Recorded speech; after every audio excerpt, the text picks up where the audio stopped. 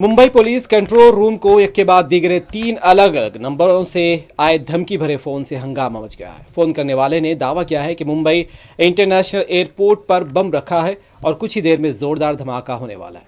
और इसके बाद एयरपोर्ट में मौजूद सिक्योरिटी एहलकार मुस्तैद हो गए। पूरे अहाते में तलाशी मुहिम शुरू कर दी गई। इस तलाशी में कुछ भी मुश्तबा मिलने की तला नहीं है।